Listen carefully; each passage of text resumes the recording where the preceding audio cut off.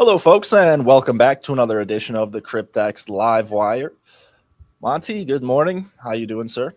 Doing well, CJ, doing well. Plenty to talk about today. Bitcoin showing some signs of a brief pullback, but as we've been sitting here chatting over the last 10 minutes, so a little bit of a rally has ensued. So I want to talk about Bitcoin's price action, some positioning data in terms of futures open interest and where people are speculating price is going to head, and essentially kind of providing some risk reward if you are looking to trade to the long side, or if you're looking to trade to the short side, kind of what the risk reward from that perspective looks like. But there's plenty of other stuff to talk about today besides Bitcoin, CJ, which I'm excited to dive into.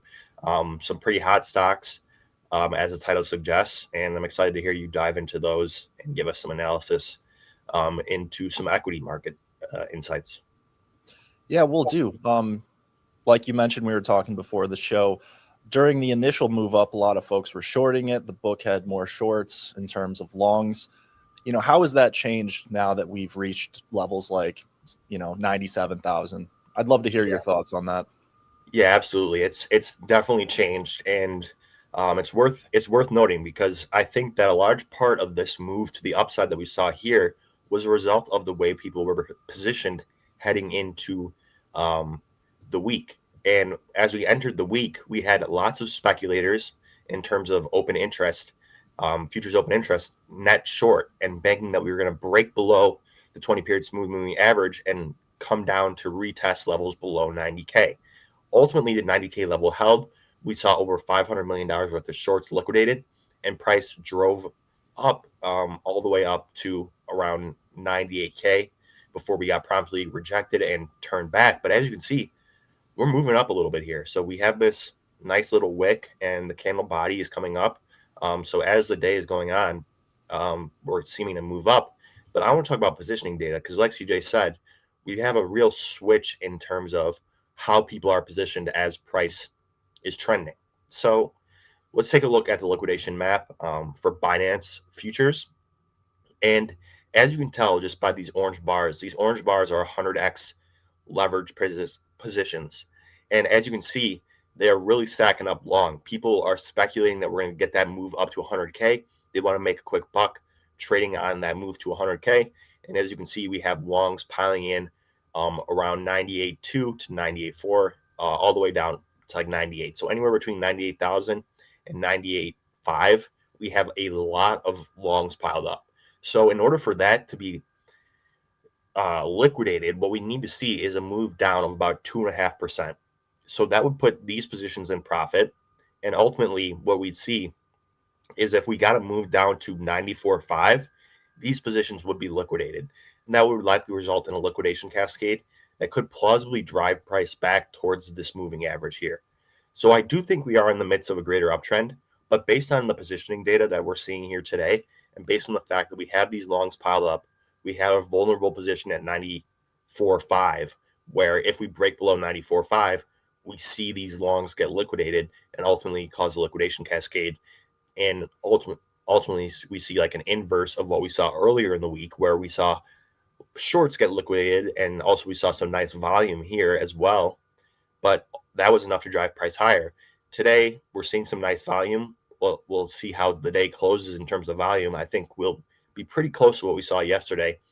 But ultimately, we need to hold this 94.5 level, because right where this wick is right here, if we dip below this level, we're going to see a liquidation cascade that will likely drive price down relatively significantly. So that's what I'm seeing here, CJ, in terms of positioning data for Bitcoin. But ultimately, it comes down to the tape. If people are speculating to the upside, and we get a lot of spot pressure coming in, which is possible because from a technical perspective, Bitcoin does still look pretty good. We may not even reach that 94.5 level, and price can continue to grind higher. And those shorts that were piled up around current price will be forced to cover. So if we get a move up to like around 97.5, the shorts that are currently positioned in the market will be forced to cover. And I think price will go up to 100K. But in the current situation, I think you need to be focused on a possibility of a move to the downside, just based on the fact that we have a lot of longs in the market. And if they get shaken out, it could be a pretty significant correction. So just wanted to bring that to everyone's attention as we start the trading day today. It's always the short-term speculators who have to mess it up for everyone. I'm just kidding. But interestingly enough, for the first time in quite a while, we did see some Coinbase spot buying that was leading like the initial move. So I think that's, I guess, somewhat healthy, you would say. Yeah. But in terms of companies I would like to talk about today, let me bring up my screen real quick. So last episode, we talked about a couple stocks that were really moving. Iron was one of those, which is kind of just, the AI data center play. A little bit weak the last 2 days, but really the companies that are more exciting to me. And, we may be in, an AI bubble and obviously prices are moving insanely when it comes to all different types of markets. But I try to think about, okay, what's a company, obviously something like Amazon or Oracle went through, a .com bust, but those companies eventually became something very impactful in the world and had obviously tons of profitability. What I've been thinking about in terms of I guess you'd use the picks and shovels analogy to AI has a lot to encompass with energy. And it was interesting. I was listening to this thing Elon Musk was saying the other day in terms of an interview, and he actually said the future of currency may be wattage, pure energy, because it is a form of scarcity that's difficult to store and innovate, and it's so required and in demand for basically everything that we do, and it's only going to get more so. Uranium's obviously been going up a ton this year because we have very low stockpiles, and it's just a very strong supply and demand issue that continues to go. But to bring it back to the hot stocks of the day, one we were talking about earlier in the week that happens to be up 13 to 15% today was Fluence Energy. This one continues this trend, and it looks like it's potentially testing breakout levels here, a little bit overextended, but this is one that is really goes along with that fundamental theme of energy. Now, a couple folks asked me, what about the price of silver going up? How can that impact various solar companies or energy companies? And interestingly, Fluence is not impacted by silver virtually at all. If anything that they're impacted by, it's usually like lithium, specifically in the batteries that they create. So specifically what Fluence does is a grid scale battery storage system. They also create software for energy management and things like that.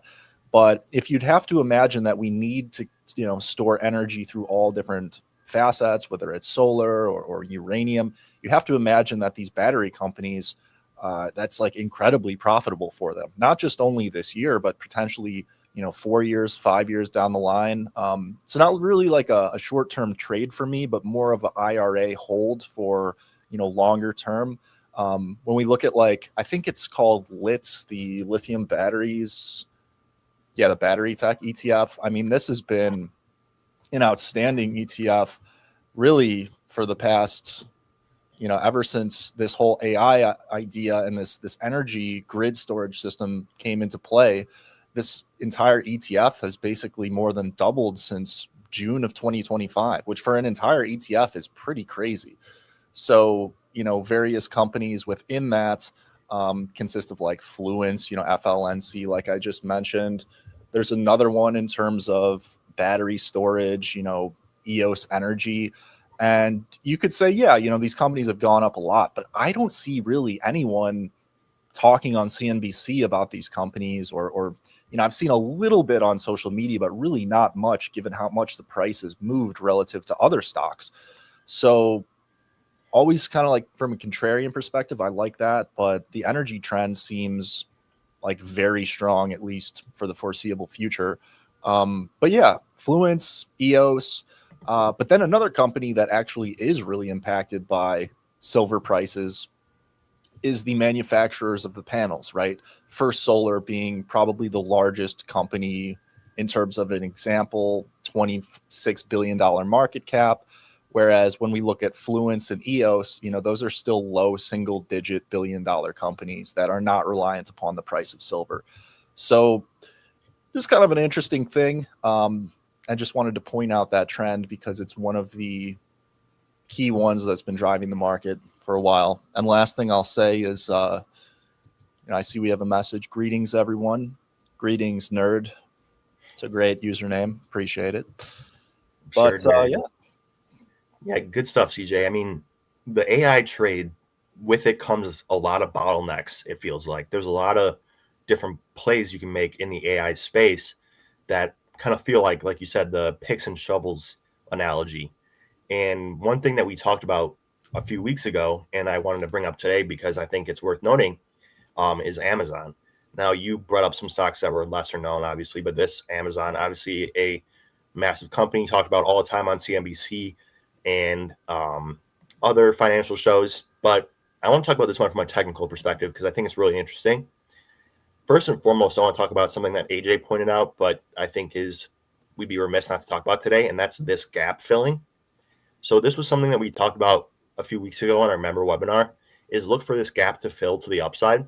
We got a really nice technical move to the upside where that gap was filled, and then we saw a rejection of price. But ultimately, when you see these gaps fill, to me, what that often means is that the second time you retest those levels, it takes less buying pressure to get through those critical levels of resistance that were holding us back previously. So now that Amazon has pulled back over the last couple of days, today, I actually really like the prospect of, looking to get long Amazon and perhaps, play this one up to new highs here, because if the AI trade does continue to remain in full force, Amazon is going to be one of the largest players in the space. Their server space is incredibly important to the functionality of AI, and you can't have sophisticated AI models without providing some sort of server space. And one thing that I've talked about in the past is that with these AI models, they grow exponentially. So they don't grow in a linear fashion. They grow in an exponential manner. So the amount of data that needs to be stored is increasing at an exponential factor day over day. And that's good news for Amazon. AWS, obviously a massive portion of their business. And I think that looking to Amazon as a potential leader of the AI trade is a good play here. So I'm watching Amazon very closely. I think that it has the potential to outperform to the upside in terms of like comparisons to the general market. But when we're talking about the AI trade in general, I think Amazon is something that is right in front of us, but is often overlooked as being a cornerstone of the AI trade. So if you're looking for something with a lot of liquidity and something that follows the technicals pretty well, I think Amazon is a good trade to capture that move in the AI space. So if you feel like you've missed the AI move, you feel like you've been sidelined for too long, I'd consider looking at Amazon, because I think that one still has a lot of room to the upside in terms of growth from the AI trade. I'm glad you brought that up because, like I just said, like IRA holds, Amazon's definitely one for me. You think about like the Warren Buffett mentality of, if you're going to buy a stock, what is something that you would want to own that you would never sell or never would plan on selling? I'm not really talking about trading, more of an investment perspective, but yeah, Amazon's definitely one of those. I want to bring up the most pure long-term chart in crypto right now. I don't think anyone's going to guess it. Okay, let's see it. I got another asset that we would be remiss not to talk about today as well, but we'll get to it. All right. Seeing this? 1 second. There we go. Wow. So yeah, this is Monero. We've obviously seen the move in Zcash play out, but Zcash isn't like a truly private currency because it still has an option to transact publicly. And I think it could be rolled back in certain circumstances, but it is not.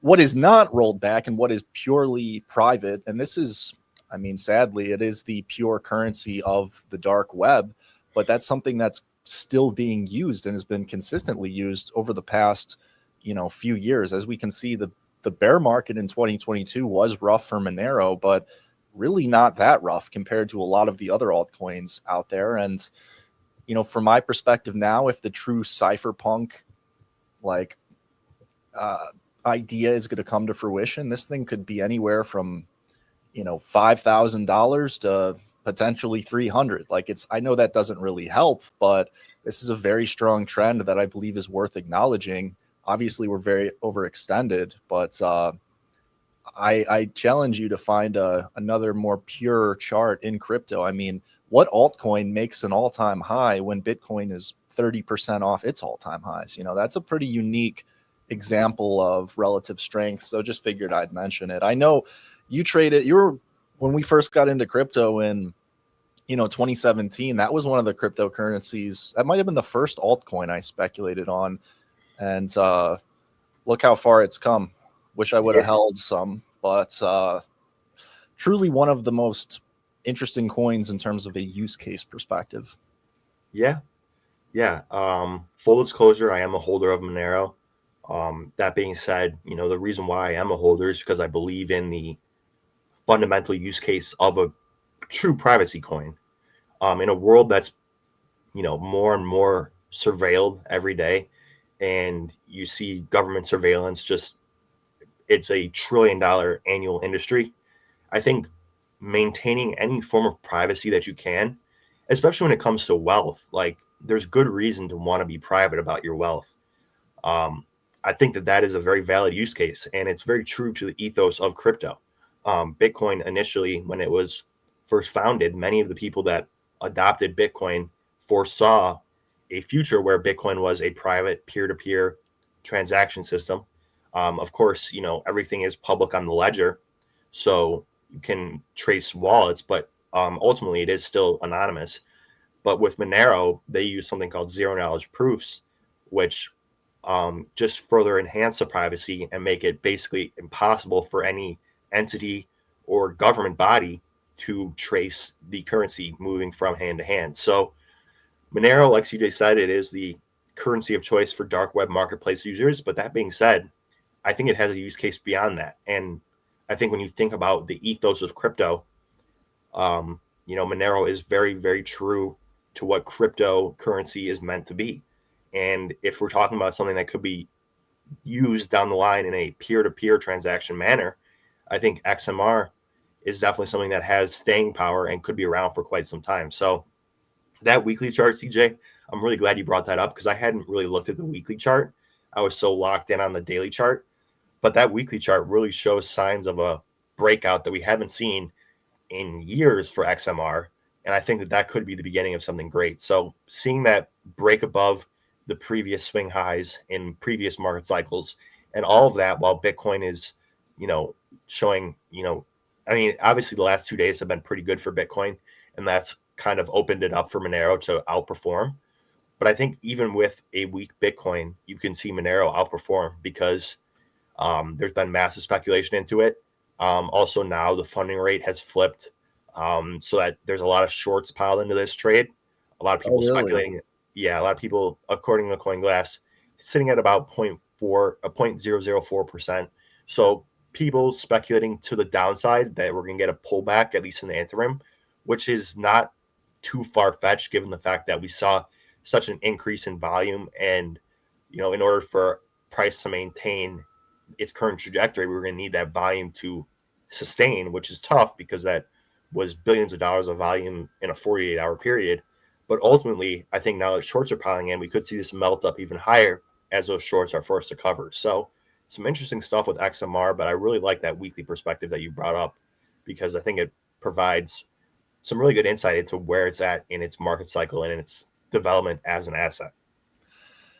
Yeah, I don't know why you'd short it here. I mean, it'll probably be the top now that I say that, but it's the same premise really of shorting silver here. It's like, let it come off a little bit first if you're gonna sell it. But it's interesting how that societal change has played out. On one hand, you have Palantir being one of the largest forms of government surveillance, and then on the other hand, you have Monero, and these two are both, you know, opposite sides of the same coin in terms of like their macro trends. Interesting question we have here from Nod. Outside of technicals, what do you look for when searching for new cryptocurrencies in terms of their opportunities, market cap, use case? I know Monty and I have somewhat similar views, but I guess I'll go first in the sense that I like to look for businesses or things that can generate real revenue or have like specific use cases, obviously like XMR.